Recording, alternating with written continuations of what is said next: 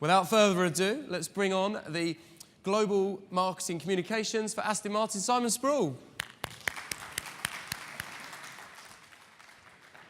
Great, thanks. Good morning. Good afternoon. Pretty complex discussions preceding me, so I'm going to talk about fairly old-fashioned stuff like cars and how we talk about them. A little bit first about Aston Martin and the auto industry, just to sort of set the context, because when you think about Aston Martin, maybe you think about this big brand with this big reputation. We're actually very small. We're 102 years old. We've only ever in our history produced 70,000 cars, which, to put it in context, this year the global auto industry will build about 85 million cars. We're headquartered in the UK, near Stratford-on-Avon. We have 4 cars in our lineup, which I'll show you in a minute, and we have only 1 robot in our factory. So if you come up to specify your Aston Martin and you want to come and see it built, you can do, and meet the guys actually who will assemble your car. Here's some nice pictures of what we make. The Vantage, the DB9, the classic GT car, the Vanquish, which is the big 2+2 Grand Tourer, the Rapide, which is our 4-door model. All these are made in the UK at our Gaydon facility. We've reintroduced the Lagonda brand. Of course, the full name of the company is Aston Martin Lagonda, and this is a limited edition 200 of super premium saloon car, which we launched late last year. And this is a little bit about the future.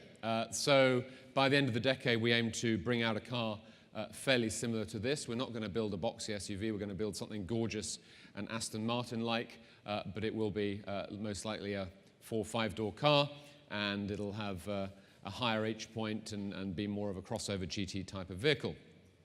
Of course, you know us for this gentleman, and in the next movie, which I'll show you a short clip of at the end of the presentation, he will be driving a car called the DB10, which we produced specifically for the movie. So when you think about content, this is what I think about when I think about content.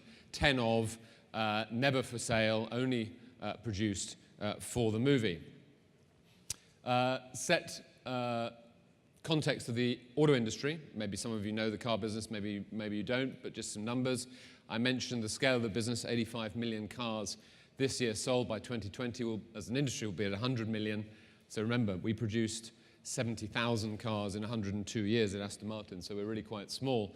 And you can see here where the growth in the industry lies, clearly in the emerging markets. If China even gets to half the level of motorization as the United States, with a population base of 1.2 billion people, I'm sure you can do the math. Big opportunities in China and India. And technology is driving massive change in our industry, whether it's alternative fuels like fuel cells, EVs and hybrids, the connected car, and of course, autonomous cars, so the self-driving car or driver assistance technologies. So our market for Aston Martin is changing quite radically. I was at an auction this weekend in the UK, a Bonhams auction, which was an Aston Martin only auction, generated over £10 million worth of sales. It was a record for us for a single make auction, and cars, classic cars, are an asset class that is appreciating, whether it's Ferrari or Aston Martin. The emerging and mature markets represent growth for Aston Martin. We're not just growing in the emerging markets of China and so forth, but we still see massive growth opportunity in the States and here in Europe. We're going into very different types of markets for us, and most notably the crossover. And our customers already in the emerging markets are younger. Average age of our buyers in China is somewhere in the late 30s, which is about 10 years younger than it is in Europe and the United States. And they're also getting more diverse, both in terms of gender and ethnicity.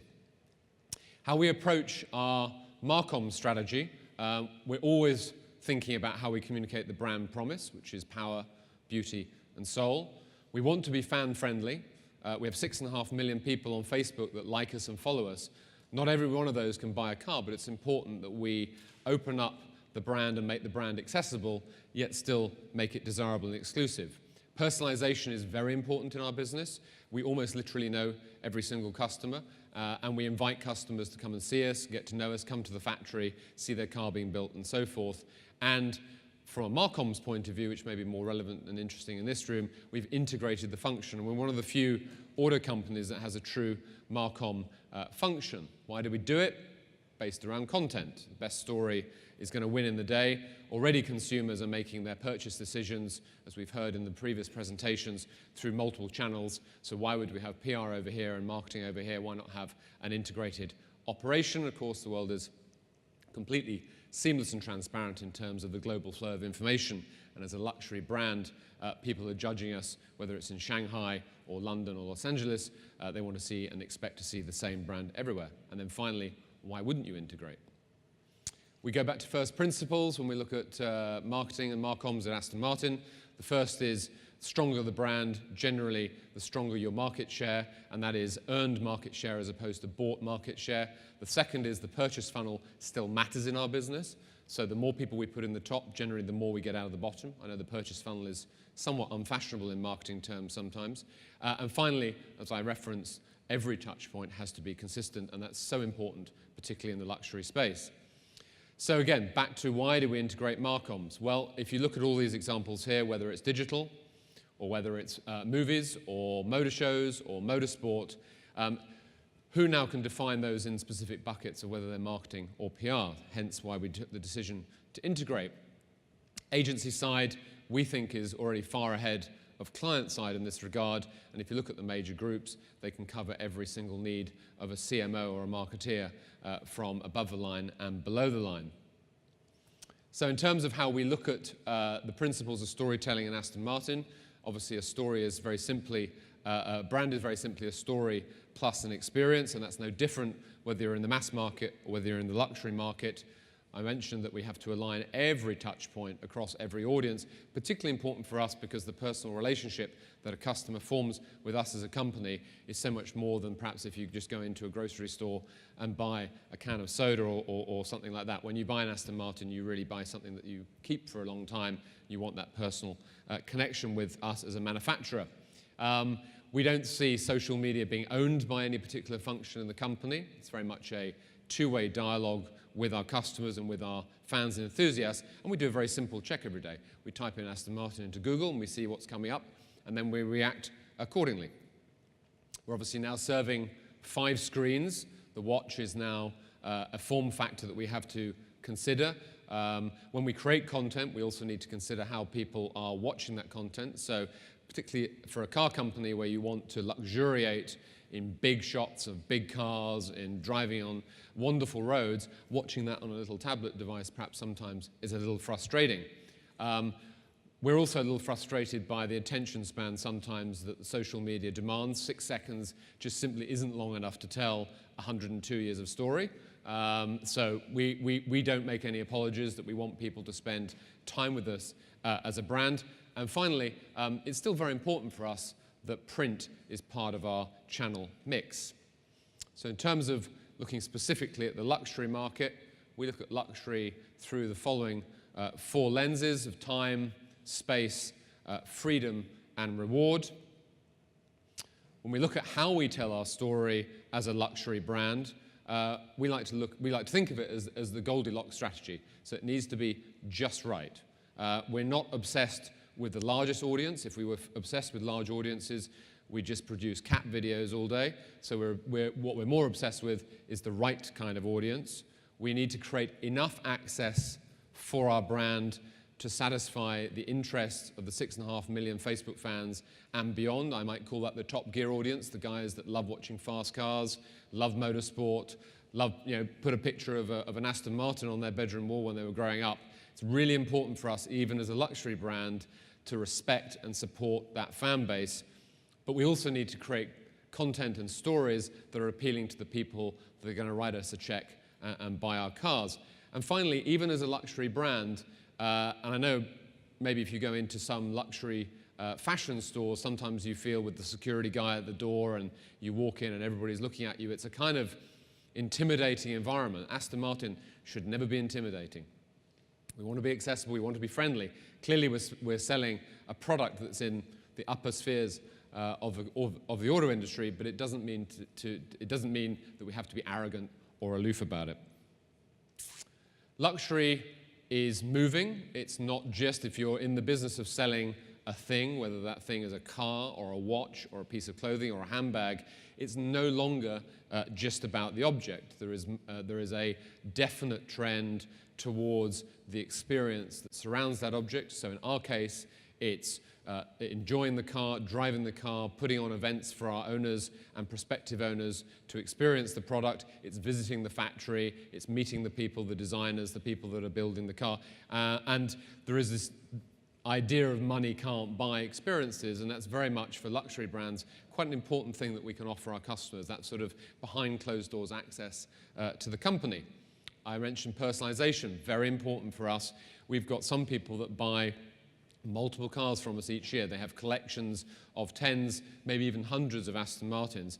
These people are almost part of they are part of the family. They're people that visit us at the factory. They know the CEO. They're in regular dialogue with the company. And that kind of personalization, the connection, incredibly important for us. And finally, about brand ambassadors and celebrities. Of course, we're lucky enough that we have probably one of the best known and most enduring brand ambassadors in James Bond. 50 years ago, he drove the first Aston Martin DB5 in Goldfinger. We see a trend, particularly in the luxury space, away from just a grinning face in an advert, more towards celebrities wanting to engage with brands and be part of creating not just content, but actually creating the product. And we're working with a few folks who are interested to sort of almost invest in the Aston Martin brand. And finally, and I'll run through this very quickly so we can have time to watch some videos and some questions, the outlook. So we've got this amazing brand. It's known super well, UK, Europe, to some extent the US, but we need to get it more familiar in the emerging markets, and it's finding that balance between communicating 102 years of history, but also being entirely contemporary and modern for a customer that's cross-shopping a variety of luxury brands. I mean, let's face it, in our space, it's Rolls-Royce, there's Bentley, there's Lamborghini, there's upper-end Porsches, there's Ferrari. Someone who's got 100, 200, 300,000 euros to spend has an awful lot of great choices. We're moving more towards personalized communications, not away from it. Yes, we have the need to build an advanced CRM system. Yes, we need to be automated and digitized, but we must never forget that personal touch. I mentioned the experience economy. We not only see that as important for attracting new customers and retaining existing customers, but we also see it as a potentially interesting revenue source for the company. The relevance for a new generation of customers. Creating a crossover vehicle may be, to some people, absolute heresy for Aston Martin. We're known for producing, sports cars. Why would we get into the crossover market? Well, for a lot of people who are coming into the luxury space, a crossover is exactly what they want. And why shouldn't we give them the opportunity to experience that Aston Martin style? And then finally, from a Marcom's point of view, we are entirely focused on excellence in content creation.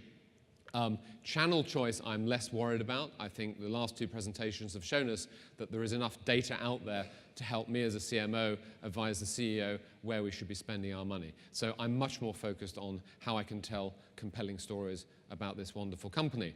So we've got a little bit of time for questions, but I first wanted to show you 3 examples of content, 2 of which we produced, and the third, which will require no explanation. The first one is a look at the Geneva Motor Show, which took place in March of this year, where we showed off some new cars. And this was just something that we produced really for a much broader fan audience. The second one is the most successful piece of viral content that we've ever produced, and it's simply a car revving up. And the third, well, you'll see what the third is, but spot the Aston Martin. And with that, let's run the videos.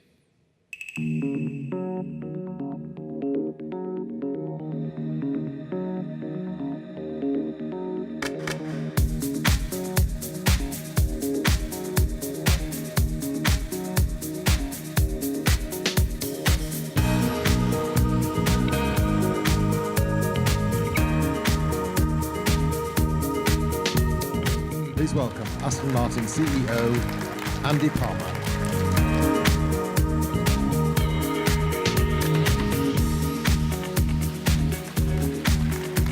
The Aston Martin DBX.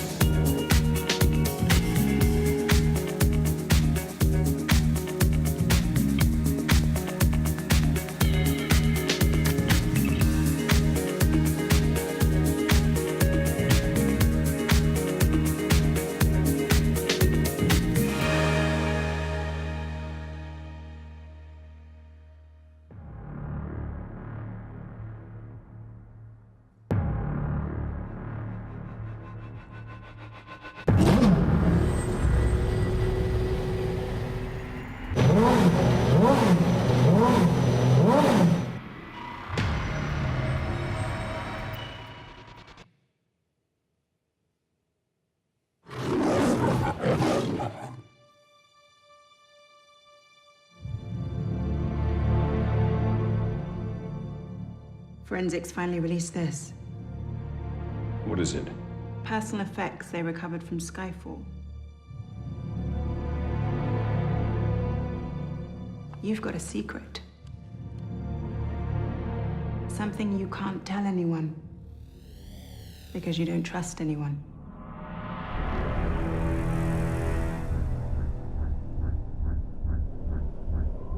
I always knew death would wear a familiar face.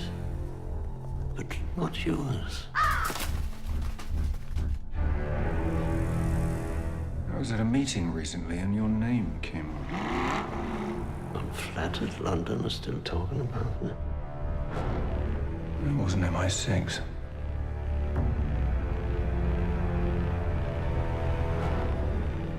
You are a kite dancing in a hurricane, Mr. Bond. Welcome, James. It's been a long time. And finally, here we are.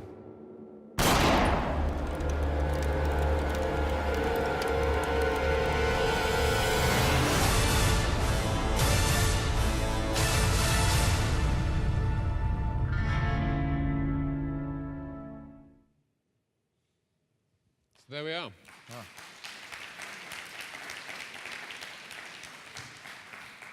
Thank you very much, Simon. Who's not energised by that? Who doesn't want to go out and buy an Aston Martin and, in particular, see the James Bond movie later this year? That was quite impressive. I like that. So, in terms of content, I've got a couple of questions before the audience take part. But in terms of content, James Bond, how important has that been as a piece for Aston Martin and kind of resonating with not just the older audience, but the new audience that you as a brand are heading for now? Yeah, so the James Bond franchise and the association with Aston Martin is 50 years old. So the fact that we named the car DB10, DB5 was the first car that appeared in Goldfinger. I'm sure many of you growing up had the little model DB10 with the little guy that popped out the roof, and of course we all lost that little guy that popped out the roof. So it's an incredibly powerful way actually for us to connect with consumers, potential consumers, fans from a very early age. For many people, James Bond defines Aston Martin, and the fact that in places like China, Bond almost came first and Aston Martin sort of followed. We're very lucky. We're very lucky to have that sort of brand ambassador, and he's constantly reinventing himself, which is a kind of cool thing for a brand. So I would say, if you look at the sort of the brand makeup or the brand pillars of Aston Martin, James definitely is one of the most important. And then obviously earlier this year there was a big piece in the FT in particular about how Aston Martin was changing the way its marketing's going. How successful has it been so far in terms of trying to attract more female buyers? So it's early days. So we're just embarking on the biggest product expansion plan in our history. So we start with replacing all of our sports cars, and we start that next year. And our CEO Andy Palmer has oriented the company towards the future with a car like the DBX, which we think will have much more appeal from in emerging markets and from female buyers. We've set up a female advisory board, but I want to caution here, I mean, this is not, as Andy would put it, to pink it and shrink it as a brand. So Aston Martin will always produce fantastically powerful, gorgeous-looking sports cars. That's absolutely what we should be doing. So we're looking at an electric car, but we will always produce a car with the V12 engine in it. That's incredibly important. So it's about making the brand, I think, more relevant and more interesting. The female advisory board, a lot of what they're going to be doing is looking at how the car is created in terms of form factor. So seating position, driving position, switchgear and operations, because frankly most of our cars are designed by guys and they tend to think like guys, and then the female form factor takes somewhat of a literal back seat. So we want to make sure that we are thinking more broadly about a market that we hope is going to be a bigger part of Aston Martin's future. Brilliant. And does anyone else have any questions out there in the audience? I'm wary, I'm taking everyone's time. Here we go. Look at this. It is just a quick question about the fine line you've got to tread. It's the same for most luxury brands in terms of the heritage you talked about earlier, the crossover vehicle.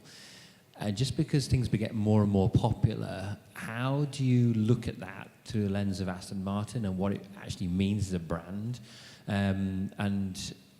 If those vehicles go into areas that would be a little bit difficult for you in today's world, is it still something you're open to accept 5 years, 10 years from now? I'm thinking autonomous vehicles down the road, all of that area, just because it's become so popular, becomes a huge part of our market, is it still something you'd entertain? Yeah, it's a great question. I mean, how do you evolve a brand outside of its comfort zone, I think, is probably the essence here. We can't become a museum piece, so we have to grow and we have to evolve. The crossover has been deliberately created to be exactly that, a crossover GT vehicle, not an SUV. I mean, there are plenty of Range Rovers around. Bentley are coming with a large SUV that looks, like a sort of, three-box or kind of two-box car. Rolls-Royce are going to do the same. We don't think that's right for us. So if you talk about decisions about what's right and wrong for our brand, that would be a decision that we took. So you're not going to be doing, unlikely to be doing Paris-Dakar off-roading in a future Aston Martin. That's not the point, but a future Aston Martin crossover can still offer you a gorgeous sports car, but perhaps with slightly more room and a higher driving position and the benefit of all-wheel drive. So that's kind of, everything in life is in the end a trade-off. The other part of it is volume.